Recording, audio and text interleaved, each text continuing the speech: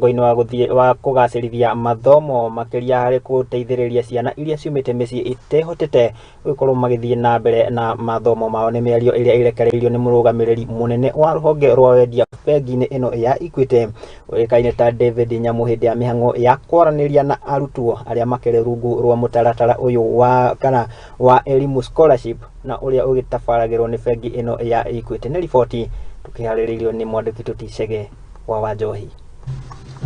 Being the transformers of our families.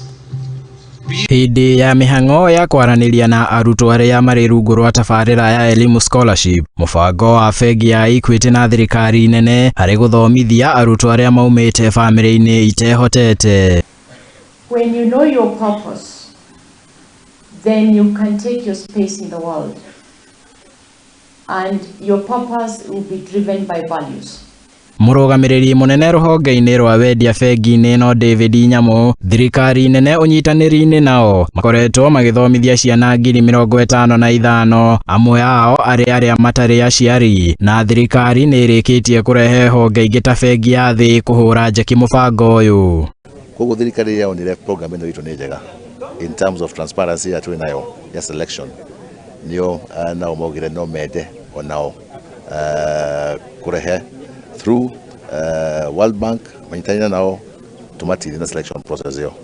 So far this program unikitie ciana over 55,177 countrywide.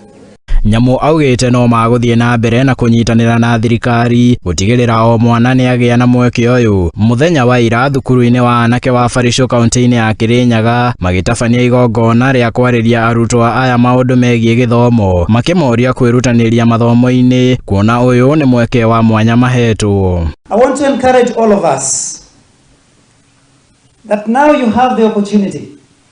I always say that there can never be a substitute. There can never be a substitute for what we call hard work. You can never die for working hard. But you can always, and you'll always be rewarded for working hard. Kahinda o kau arutwo ni moritie kugia na mitugo miega na kurio mehuge na maundu ta ndugu cia huro mwe na makiria marumurire unduire wa Ukristo. Choices have got consequences, right? The boys, please take care of yourselves. We do not want you to be disadvantaged. Even with the girls, drug abuse. We also have got something we call gender-based violence.